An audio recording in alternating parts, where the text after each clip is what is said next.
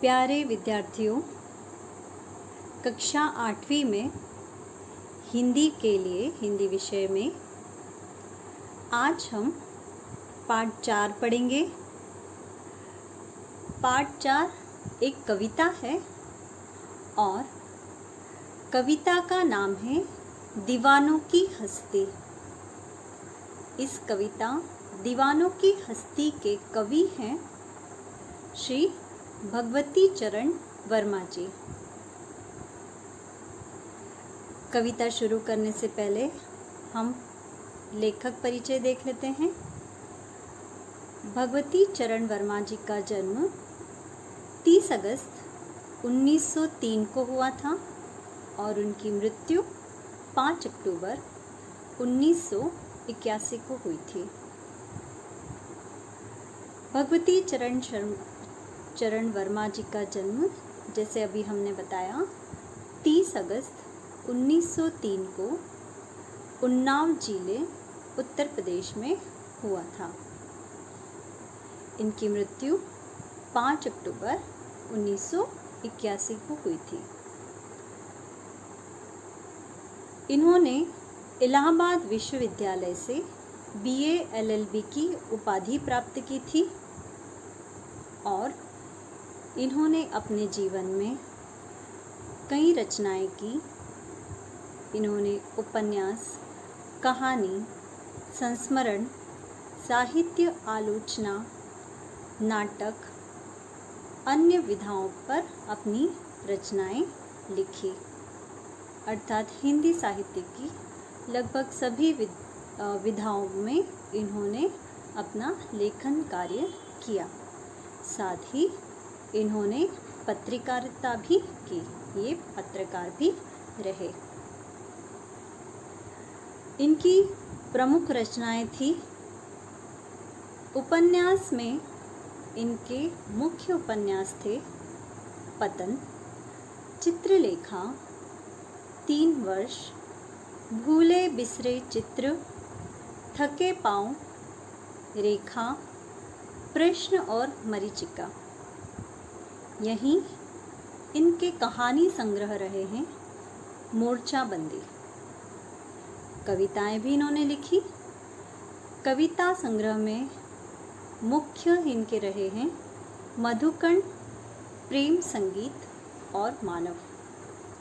इन्होंने कुछ नाटक भी लिखे जिनके नाम थे वसीहत, रुपया तुम्हें खा जाएगा। इन्होंने एक मात्र संस्मरण लिखा था जिसका नाम था अतीत के गर्भ से। अपने साहित्यिक जीवन में इन्होंने कई पुरस्कार भी अपने नाम किए। इन्हें कई पुरस्कारों से सम्मानित किया गया, जिनमें से सन 1961 में इन्हें साहित्य अकादमी पुरस्कार प्राप्त हुआ और वहीं 8 वर्ष बाद 1969 में साहित्य वाचस्पति की उपाधि भी इन्हें दी गई। भारत के सर्वोच्च पुरस्कारों में से पद्म भूषण से भी इन्हें सम्मानित किया गया। तो ऐसे महान कवि की आज हम रचना पढ़ने जा रहे हैं। एक छोटी सी रचना है जिसका नाम है दीवानों की हस्ती। तो कविता शुरू करने से कविता का भाव क्या है वह जान लेते हैं। इस कविता में कवि ने अपने प्रेममय हृदय को दर्शाया है।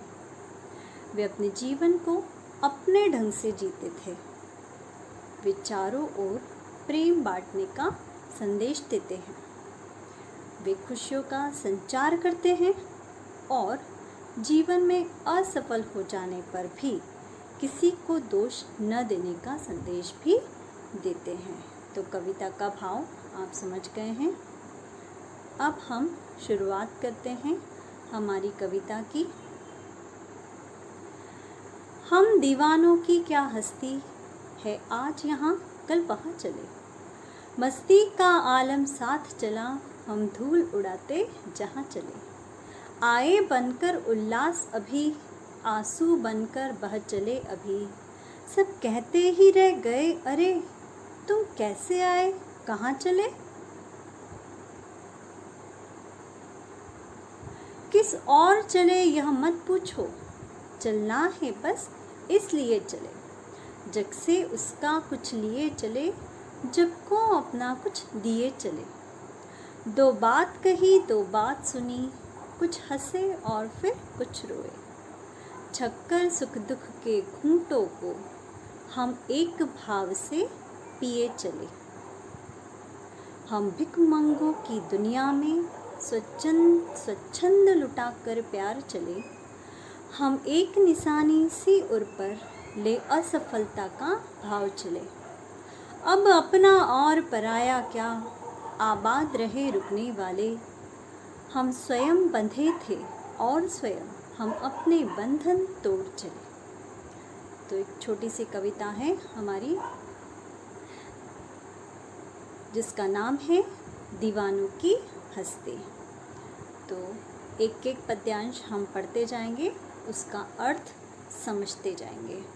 पहला पद्यांश है, हम दीवानों की क्या हस्ती है, आज यहाँ कल वहाँ चले। मस्ती का आलम साथ चला, हम धूल उड़ाते जहाँ चले। शब्दार्थ देख लेते हैं। दीवाना का अर्थ होता है मस्त रहने वाला, जो अपनी ही मस्ती में मस्त रहता है उसे कहते हैं दीवाना। हस्ती अर्थात मौजूदगी, अस्तित्व। आलम यानी माहौल। मस्ती का अर्थ होता है मौज करना, मज़ा करना। धूल का अर्थ होता है रज, है ना, हम बोलते हैं ना धूल मिट्टी, वो धूल। तो हम दीवानों की क्या हस्ती है, आज यहाँ कल वहाँ चले। मस्ती का आलम साथ चला, हम धूल उड़ाते जहाँ चले। है ना, हम जानते हैं कि हर व्यक्ति का, हर बालक का अपना अलग स्वभाव होता है। सब लोग एक जैसे तो नहीं होते, सब लोग जो हैं वो अलग अलग बैकग्राउंड से आते हैं, सबका जीवन भी अलग होता है। तो जो दीवाने होते हैं वो अपनी ही मस्ती में मस्त रहते हैं। तो कवि क्या कह रहे हैं कि हम तो दीवाने हैं, हम तो अपनी ही मस्ती में रहते हैं और हमारा कोई अस्तित्व नहीं है, हमारी मौजूदगी का कोई पता नहीं होता। कैसे पता नहीं होता है, आज यहाँ कल वहाँ चले। हम तो आज यहाँ हैं, कल कहीं और हैं, मतलब आज इस शहर में हैं, इस गांव में हैं, कल हम कहाँ होंगे ये हम स्वयं नहीं जानते। हमारा जहाँ मन होता है वहाँ जाते हैं, जो करना है वो करते हैं। हम हमेशा अपनी मन मर्जी से काम करते हैं, हम किसी के कहे में नहीं आते।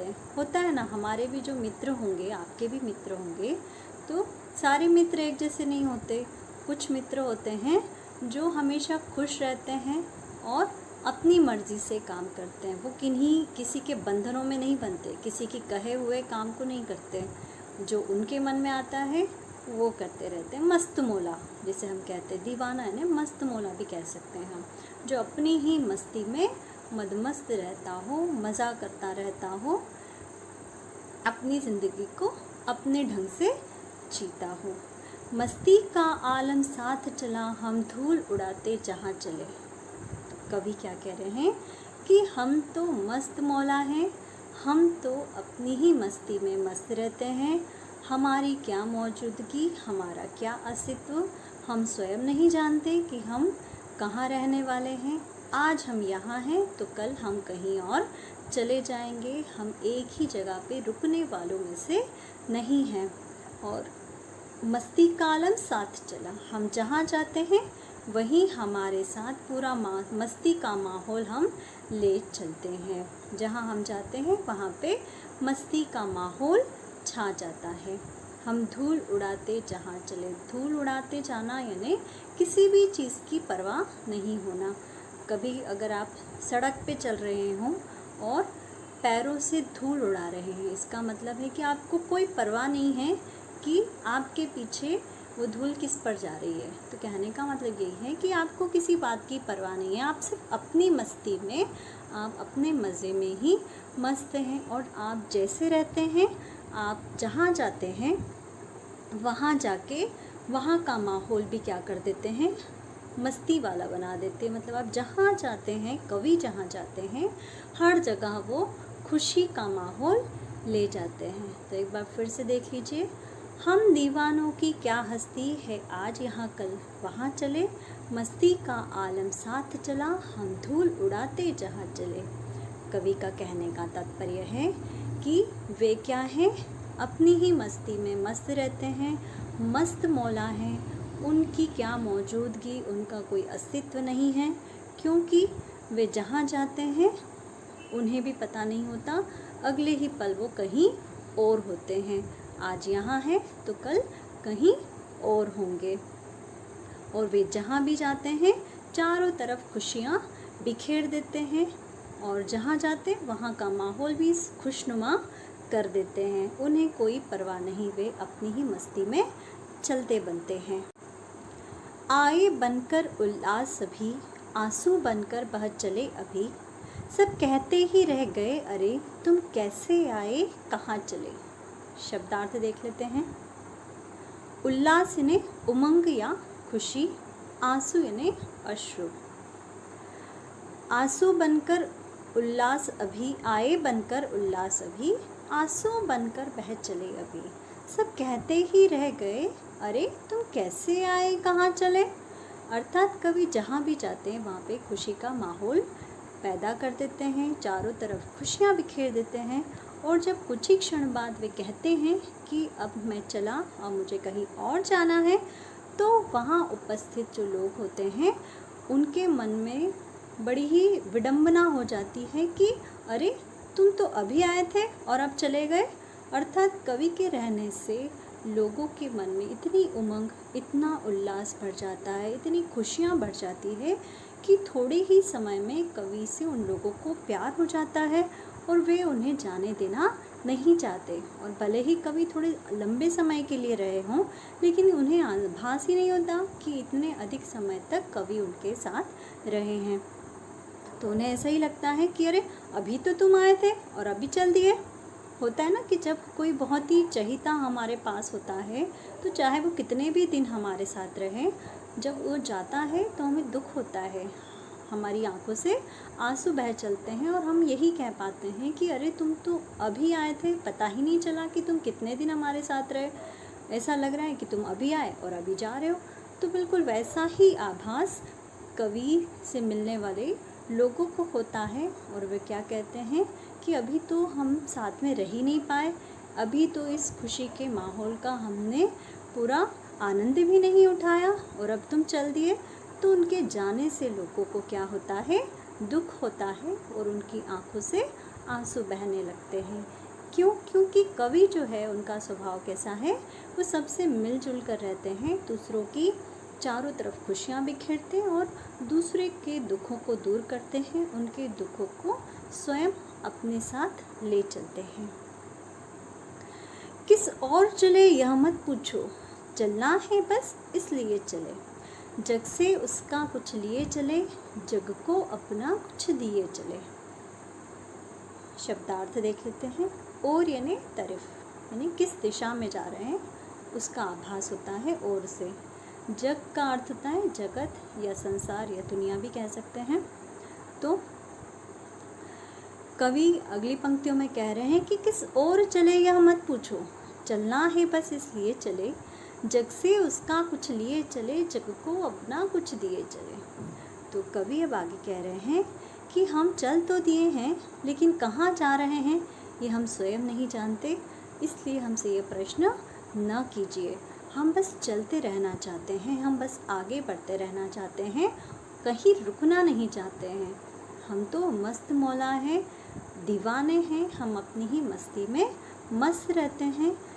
संसार से उसका कुछ ले लेते हैं और संसार को अपना कुछ दे देते हैं। अर्थात संसार में जिन लोगों से हम मिलते हैं, कवि जिन लोगों से मिलते हैं, उनका दुख स्वयं ले लेते हैं और अपना जो सुख है उनमें बांटते चलते हैं। कवि का मानना है कि जब सब लोग मिलते हैं तो दुख जो होता है वो बांटने से क्या हो जाता है, कम हो जाता है, और खुशियाँ बांटने से बढ़ जाती है। तो क्या कह रहे हैं कि संसार में जो दुख हैं वो मैं स्वयं ग्रहण कर लेना चाहता हूँ, दुख को बांट देना चाहता हूँ, और वैसे ही ताकि सबका दुख कम हो जाए, और मेरे पास जो खुशी है, जो उमंग है, जो उत्साह है, वो मैं लोगों में बांट देना चाहता हूँ। लोगों की जो लोग दुखी हैं उनको खुश कर देना चाहता हूँ। चारों तरफ खुशहाली ही खुशहाली बिखेर देना चाहता हूँ।